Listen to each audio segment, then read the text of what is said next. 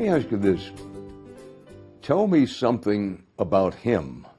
No one expected this story to end the way it did. Not the fans, not Hollywood, and certainly not the people who loved him most. When Rob Reiner passed away, the grief was immediate and overwhelming. A legendary filmmaker, a cultural icon, a man whose work shaped generations. But the real shock didn't arrive at the funeral. It came later, quietly, coldly, when a single document turned mourning into something far more painful. Because when Rob Reiner's will was finally opened, it didn't just reveal numbers, it revealed a decision that split a family apart, a fortune estimated at nearly $200 million built over decades of relentless work, creative brilliance, and smart investments was not left to his children. Not a single dollar. Instead, almost everything was directed straight into charitable foundations. In that moment, grief twisted into disbelief, and disbelief hardened into betrayal. For Rob Reiner's children, it felt like more than losing a father. It felt like being erased. Insiders say the shock hit instantly. Words were said that could never be taken back. Accusations whispered behind closed doors. Emotions that had been buried for years suddenly clawed their way to the surface. What should have been a private moment of mourning began to spiral into something darker, something public, something dangerous. And all of this unfolded just weeks after an already devastating discovery. On December 14th, 2025, Rob Reiner and his wife Michelle were found dead inside their Brentwood home. The world barely had time to process that loss before a second blow landed, one that shattered the family from the inside out. This was no longer just a story about death. It was a story about legacy, about control, about whether love is proven through protection or through letting go. And as lawyers quietly entered the picture, one terrifying question began to hang in the air. Did Rob Reiner plan this all along? Or did something go terribly wrong behind the scenes? This is where the real story begins. The funeral came and went without a spectacle. No red carpets, no cameras, no speeches meant for headlines, just silence. Less than 2 weeks after the bodies were discovered, the Reiner family gathered quietly away from the world that had followed Rob Reiner for more than half a century. According to public records, Rob and his wife, Michelle Singer Reiner, were cremated at Mount Sinai Mortuary, a respected Jewish funeral home tucked into the Hollywood Hills. The process was fast, respectful, traditional. There were no grand statements, no public memorials, no celebrity appearances, only family, grief, and unfinished conversations that would now never be spoken out loud. Jake Reiner, the eldest son, was listed as the official informant on the death certificates. The responsibility of accepting his parents' remains fell squarely on his shoulders. For a brief moment, it looked like the family was united. After the cremation, the ashes were taken to Jake's home, where they remained for a time. Insiders say this wasn't symbolic. It was survival. In those first brutal days, holding on physically felt like the only way to keep from completely falling apart. But peace didn't last. Behind the quiet doors and closed curtains, tension was already building. There was still no agreement on what should happen next. Some spoke about scattering the ashes somewhere meaningful. Others wanted a permanent resting place. Nothing was finalized. Every discussion reopened wounds that hadn't even begun to heal. And then something changed. Just days later, cameras caught Roy and Jake Reiner entering a high-profile law firm in Beverly Hills, both dressed in black. both wearing dark sunglasses, both saying nothing. But their silence said more than words ever could. The images exploded online. Headlines followed instantly. 200 million inheritance war brewing. Rob Reiner's family lawyer up. The timing shocked everyone. Their parents had been gone less than 2 weeks. The grief was still raw, the shock still fresh. And yet, lawyers were already involved. To the public, it looked cold, calculated, almost heartless. But insiders say the truth was far more painful. This wasn't about greed. It was about confusion and about a realization that hit like a knife to the chest. Because behind the scenes, a devastating truth had begun to surface, one that reframed everything. Rob Reiner hadn't made this decision suddenly. He had planned it, carefully, deliberately, long before his death. And once that truth came out, the Historia stopped being about mourning and started becoming a battle over meaning, love, and whether a parent's final lesson can ever feel like abandonment. At first, the story moved through Hollywood like a whisper. Too unbelievable to be true, too cruel to say out loud. Nearly all of Rob Reiner's estimated $200 million fortune was structured to flow into charitable foundations, not into trusts for his children, not into family accounts, not even a symbolic share to soften the blow. Nothing. And when people close to the family began talking, the explanation wasn't rage. It was conviction. One longtime family friend claimed Rob didn't see this as punishment.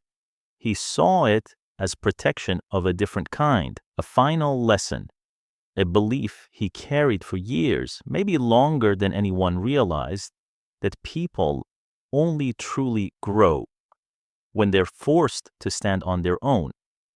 Rob reportedly believed money could become a trap, not a gift. A trap that dulls ambition, softens drive, and quietly steals purpose. In his mind, handing down a massive inheritance wasn't love. It was a shortcut that could poison a life before it ever had the chance to become real. He wanted his children to be survivors, not heirs. And he spoke about them differently for different reasons. With Nick, insiders say Rob's concerns ran deeper. He believed too much wealth could hurt more than help, especially if someone was already struggling under pressure. He saw money as weight, not relief. A fortune dropped into the wrong hands could turn into a mirror that magnifies every weakness, every mistake, every fear. Rob's mindset was harsh but consistent. He believed constant protection doesn't build a strength. It only delays responsibility. That facing life head-on was the only way to learn what you're worth. But when it came to Jake and Romy, Rob saw something else. He saw independence.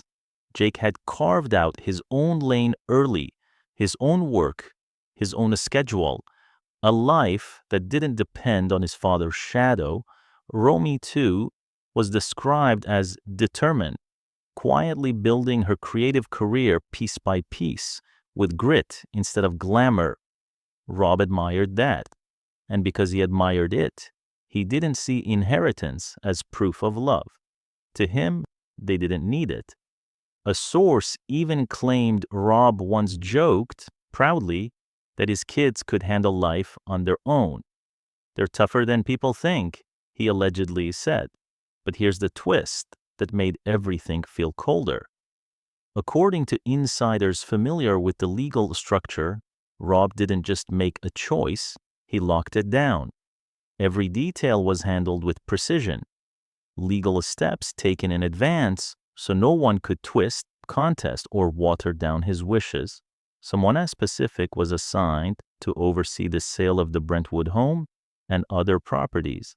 Once everything cleared legally, the proceeds would flow directly into the foundations he had selected long before his death. And these weren't random causes: education, healthcare, community programs, the kind of work that lifts ordinary people out of the dark and gives them a way forward. Rob believed money needed purpose, that it should keep moving, keep building, keep giving back.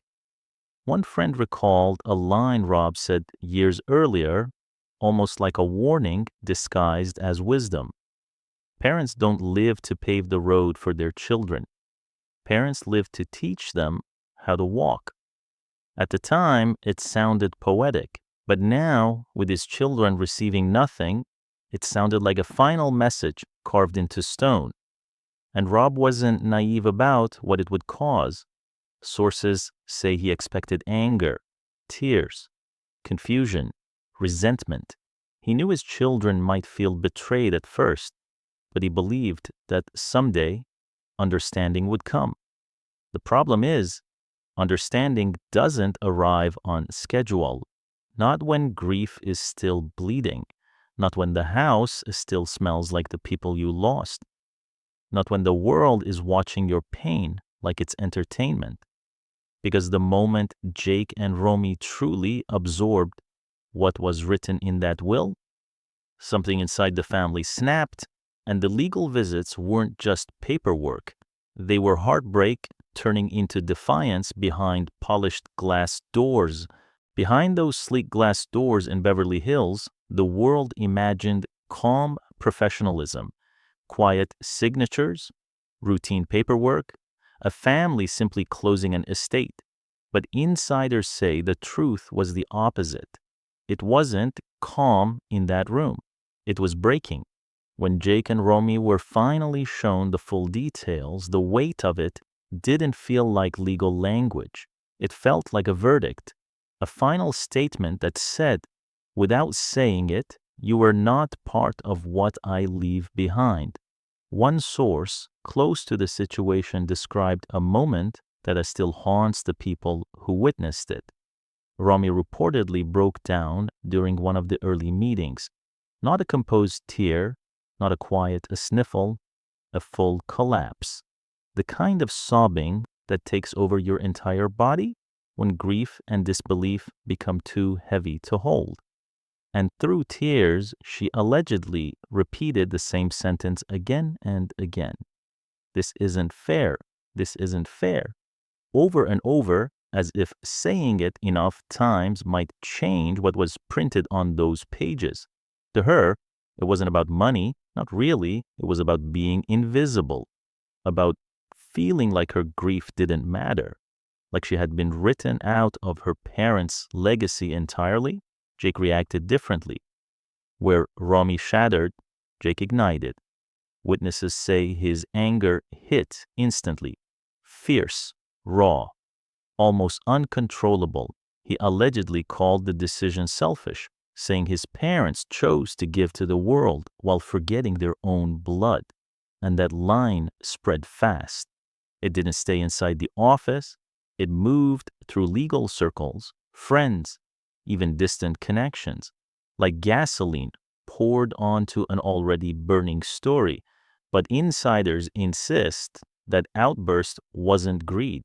It was pain talking, because the wound wasn't just being left without money, it was being left without even a token gesture. No symbolic inheritance, no personal provision, not even a small acknowledgement that said, I see you, I love you, I remember you. That absence became the real injury. As one insider put it, they didn't want the money. They wanted to still feel like they mattered. And once that feeling took hold, it stopped being a private heartbreak and it started becoming something else, a fight for dignity. Jake and Romy began showing up again and again for meetings, long sessions, back-to-back consultations, reading every line, studying timelines, examining trust structures, searching for anything at all that might give them leverage. One person who sat in on a tense meeting described the atmosphere as suffocating.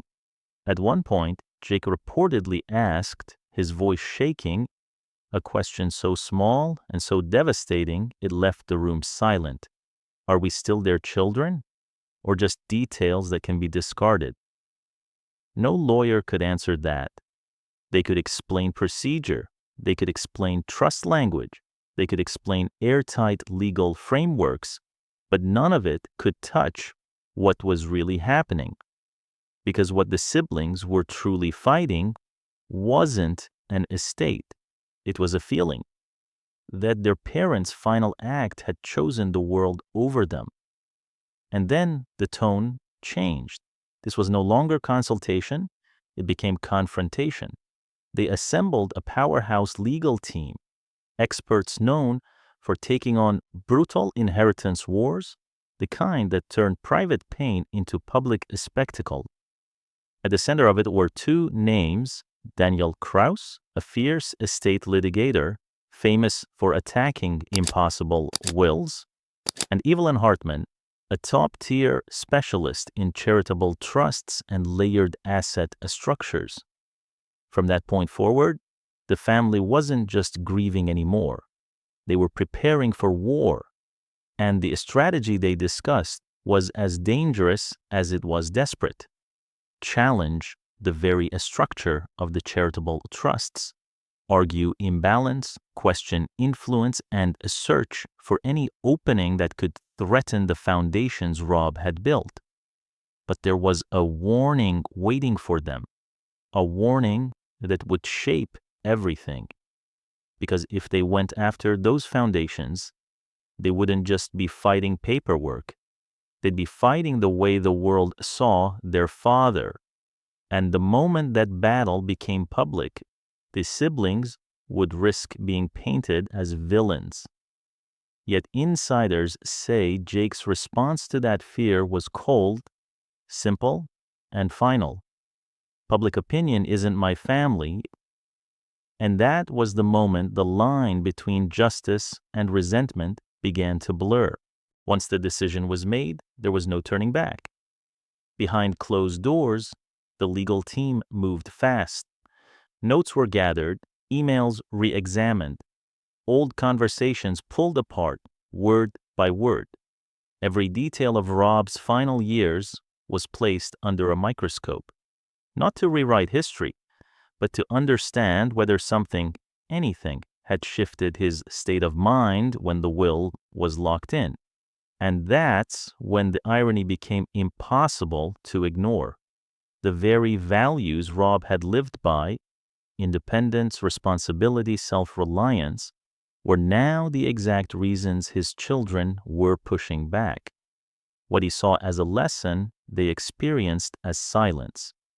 What he believed was a strength, they felt as abandonment. One attorney reportedly said it plainly: if this ever reached a courtroom, it wouldn't be about money. It would be about tearing open a moral legacy in front of the world. That truth weighed heavily on everyone involved. Publicly, the story was already taking shape. Headlines praised generosity, commentators applauded discipline, fans called it noble, consistent, on brand. To many outsiders, this was the final perfect chapter of a man who had spent his life turning compassion into action. But inside the family, that same legacy felt suffocating. Because while the world admired the idea of charity, Jake and Romy were left to navigate grief with no safety net, emotional or financial, and no chance for one last conversation that might have softened the blow. Sources say Rob truly believed his children would understand one day. He expected anger, he expected pain, but he trusted time to do what words no longer could. What he didn't account for was timing. Understanding doesn't arrive when wounds are still open. It doesn't arrive when loss is fresh and the house is still filled with memories. It doesn't arrive when the decision feels permanent and one-sided, delivered by ink instead of a voice. And that's what made this hurt so deeply, because there was no dialogue, no explanation, no chance to ask why, just documents. As the legal preparations intensified, something else became clear. This wasn't just a family fracture, it was a collision between two truths that couldn't exist comfortably together. On one side, a lifetime dedicated to lifting others up, to believing that money should move outward, not inward. On the other, children still searching for reassurance that they had mattered just as much as the causes their parents loved. And hovering over everything was a single, haunting question. Was this Rob's ultimate act of love, or a final decision that came too late for anyone to heal from? Because as the public debate grew louder and the legal fight crept closer to the spotlight, one thing became impossible to deny. A legacy meant to inspire millions was now breaking the few people who knew him simply as Dad. While the legal storm gathered a strength, another truth sat quietly in the background, one that made this story even harder to hold. Rob and Michelle weren't just people who talked about compassion. They built it, funded it, organized it, pushed it into the real world with the kind of consistency most celebrities only pretend to have. For decades, they were seen as one of Hollywood's most socially active power couples. Not the flashy kind, not the attention-chasing kind. The kind that showed up, wrote checks, sat through meetings, and kept working long after the cameras moved on. Their most iconic project was the I Am Your Child Foundation, focused on early childhood development, those fragile first years from birth to age 3. They helped put science, child psychology, and emotional truth into the mainstream through major productions like I Am Your Child and The First Years Last Forever, hosted by household names such as Tom Hanks and Oprah Winfrey. Millions watched, millions learned, millions changed how they saw childhood, parenting, and what kids truly need to thrive. And that's exactly why this whole situation felt so painfully twisted. Because if your entire public legacy is built on empathy, care, and the belief that children matter, how does your private life end with your own children feeling erased? Rob didn't stop after that foundation. He built momentum. He founded Parents Action for Children, pushing lawmakers to treat early childhood development like a national priority, not a footnote. He wanted real investment, real funding, real change for low-income families and young kids who didn't have a safety net.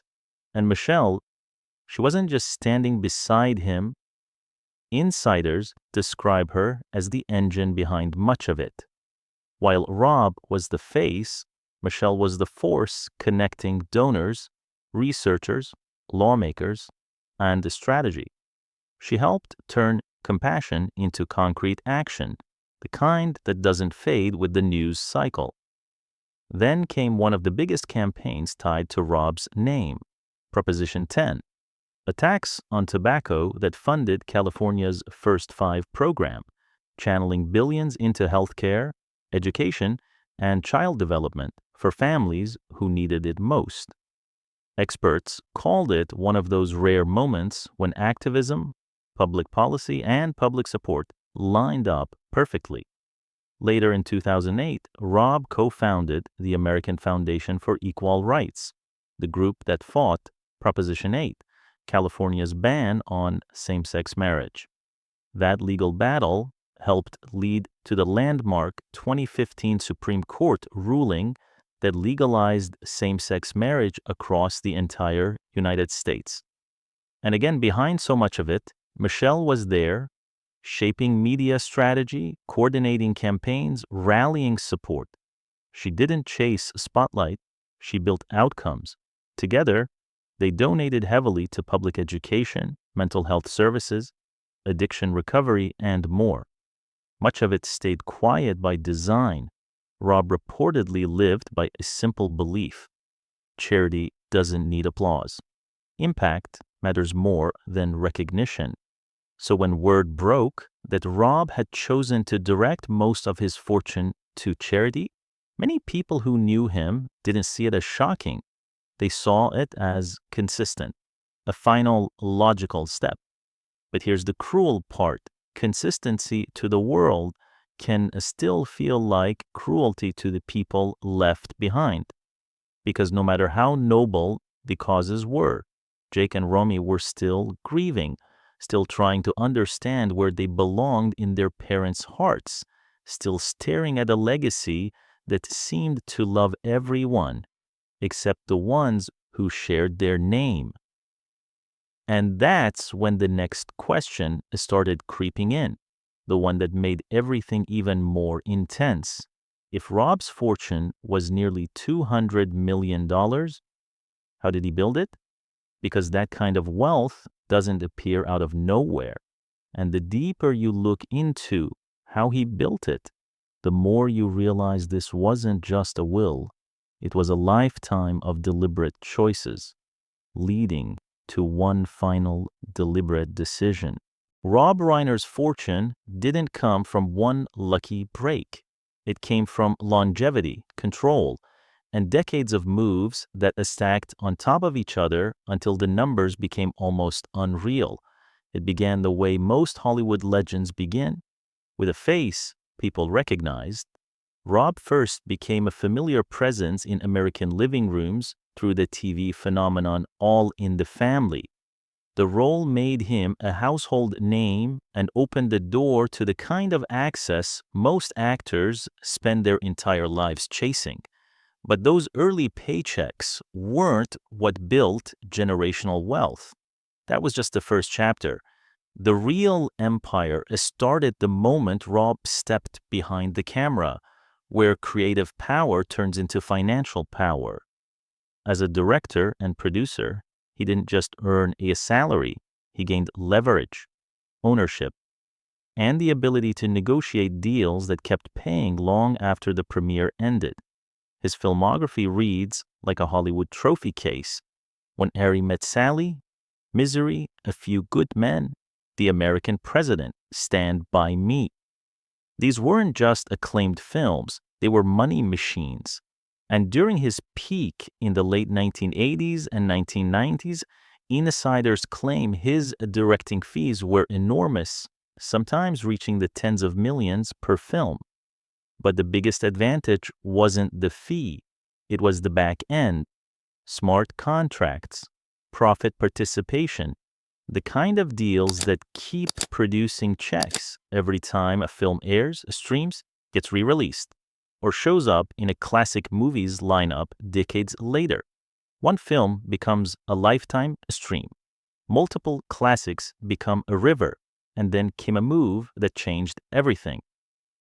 In 1987, Rob co-founded Castle Rock Entertainment. That studio didn't just produce movies, it became a Hollywood powerhouse linked to projects that turned into cultural monuments. Seinfeld, The Shawshank Redemption, a brand name that carried weight in every negotiation room in Los Angeles. When Castle Rock was later sold and restructured in the early 1990s, Rob's ownership stake reportedly turned into a massive payout, one of the biggest jumps in his net worth. But he didn't stop at entertainment. He played the long game, the one many celebrities ignore until it's too late. Real estate. Rob poured money into high-end property across Los Angeles, especially in neighborhoods where value doesn't just rise, it explodes. His main Brentwood home, bought in 1991 from Norman Lear for about $4.75 million, climbed over the decades, later estimated in the range of 10 to 13.5 million, and that was only one piece. He also owned a beachfront villa in Malibu's ultra-exclusive Colony area, one of the most private stretches of sand in California. Sources say he bought it back in the 1990s for around $4 million, and over the years the value surged, later estimated between 15 and 20 million during peak seasons. Insiders even claimed that When he wasn't there, the property was rented out for six-figure monthly sums, a quiet income stream hidden inside paradise. Added together, and the pattern becomes clear. Rob Reiner didn't just make Hollywood history. He built a carefully layered financial structure: film fees, profit participation, studio equity, royalties, and prime real estate. Even long-term royalties mattered. Classics like This Is a Spinal Tap and When Harry Met Sally continued circulating worldwide, generating income year after year. Each check might look small alone, but together they become millions over time. Quiet money that never stops. There was also a major moment late in his career tied to the long-running copyright dispute over This Is a Spinal Tap, a legal fight that, when resolved, strengthened control over creative rights and revenue. To Rob, it wasn't only about money, it was about ownership and recognition, the belief that what you create should remain yours. And outside the spotlight, he reportedly kept his investments conservative. No reckless headlines, no wild celebrity spending sprees, a stability over flash. But insiders say there was another reason the fortune survived: Michelle. People close to the family described Michelle Singer Reiner as far more than a supportive partner. They say she had sharp instincts, weighed in on decisions, and helped steer the family away from the kinds of traps that destroyed other Hollywood fortunes. So when you combine everything, the show, the films, Castle Rock, royalties, legal victories, real estate, careful investments, and decades of discipline, the estimate of nearly $200 million doesn't feel random anymore. It feels inevitable. And that's exactly what makes the ending so brutal, because the empire Rob built didn't become a public obsession while he was alive. It only exploded after he was gone, not because of how he earned it, but because of who he left it to. And now the story is trapped between two worlds, a world that calls him noble and a family that feels abandoned. When the full picture finally settled in, the shock didn't fade. It hardened. Because to the outside world, Rob Reiner's decision looked almost heroic. A final act of generosity, a lost message that said, "Let my wealth keep doing good." But inside the family, it felt painfully different. It felt like cold distance disguised as virtue. Because once the will was read, there wasn't anything left to argue over. No negotiation, no middle ground, no compromise that could soothe a broken heart. Insiders familiar with the setup described it as airtight, built to last, built to resist emotion, built to survive even the messiest family fight. No inheritance, no safety net, no exceptions. The plan was final. And as the public kept watching those images of Roy and Jake stepping into Beverly Hills law offices, people began choosing sides without knowing the full truth. Some called the children ungrateful. Others called the parents cruel. And the more opinions spread, the more the story became a spectacle. Two grieving siblings were being turned into characters in a drama they never asked to star in. The press chased Romy too. Cameras caught her moving quietly, eyes tired, expression distant, refusing to speak. Jake stayed close, often walking a step ahead, like a shield. But the questions kept coming. Who controls the assets now? Who's managing the property sales? Is the will even validated yet? And every question cut deeper because it reduced a family tragedy into something transactional. Like grief could be measured in legal control, but then a heavier truth emerged, the one that made the siblings' pain easier to understand. They weren't trying to destroy their father's charity work. They weren't angry that he cared about the world. What crushed them was the feeling of being erased. To them, it wasn't simply that the money went elsewhere. It was that there wasn't even a small human gesture left behind. No symbol, no quiet acknowledgement, nothing that said, "You mattered to me too." And once that wound opened, it didn't stay private. The siblings began digging deeper, line by line, trying to find any route to challenge the structure. They reviewed trust language, looked at timelines, explored the idea of undue influence or imbalance, the kind of legal argument that could shake the foundation of the charitable setup. But every step forward came with a brutal warning. If they truly went after those foundations, they wouldn't just be challenging a will, they'd be challenging the image of Rob Reiner himself. They'd be risking their place in public sympathy. They'd be painted as villains, the children who tried to rip away money meant for education, health, and community programs. And yet, as sources say, Jake's focus wasn't on the public. It was on the private pain no one could see, the feeling that a father's final lesson had been delivered without love, that he had turned his death into a test and the children into the ones left to fail it in public. So the story now sits in a place with no clean answer, because what looks noble from far away can still feel like abandonment up close.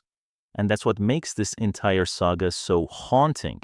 The legal documents may close an estate, but emotional wounds don't close with paperwork. They linger, they echo, they keep asking the same question over and over, long after the lawyers go home and the cameras move on. Was this the ultimate act of love or the ultimate act of distance? Because right now, admiration and heartbreak are fighting for control of the same legacy.